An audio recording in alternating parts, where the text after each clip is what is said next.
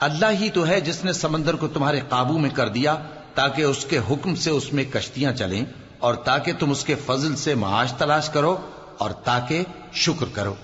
اور جو کچھ آسمانوں میں ہے اور جو کچھ زمین میں ہے، سب کو اسی نے اپنے حکم سے تمہارے کام میں لگا دیا۔ جو لوگ غور کرتے ہیں ان کے لیے اس میں قدرت کی نشانیاں ہیں۔ مومنوں سے کہہ دو کہ جو لوگ اللہ کے ان دنوں کی جو اعمال کے بدلے کے لیے مقرر ہیں توقع نہیں رکھتے، ان سے درگزر کریں تاکہ اللہ ان لوگوں کو ان کے اعمال کا بدلہ دے۔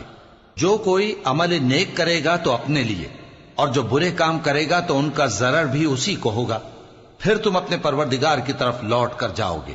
اور ہم نے بنی اسرائیل کو کتاب ہدایت اور حکومت اور نبوت بخشی اور پاکیزہ چیزیں عطا فرمائیں، اور اہل عالم پر ان کو فضیلت دی، اور ان کو دین کے بارے میں دلیلیں عطا کی۔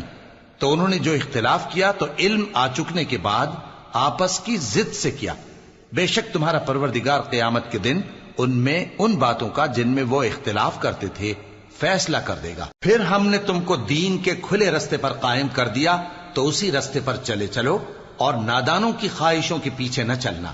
یہ اللہ کے سامنے تمہارے کسی کام نہیں آئیں گے، اور ظالم لوگ آپس میں ایک دوسرے کے دوست ہوتے ہیں، اور اللہ پرہیزگاروں کا دوست ہے۔ یہ قرآن لوگوں کے لیے دانائی کی باتیں ہیں، اور جو یقین رکھتے ہیں ان کے لیے ہدایت اور رحمت ہے۔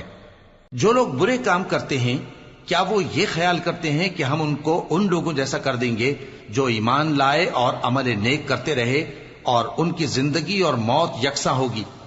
یہ جو دعوے کرتے ہیں برے ہیں۔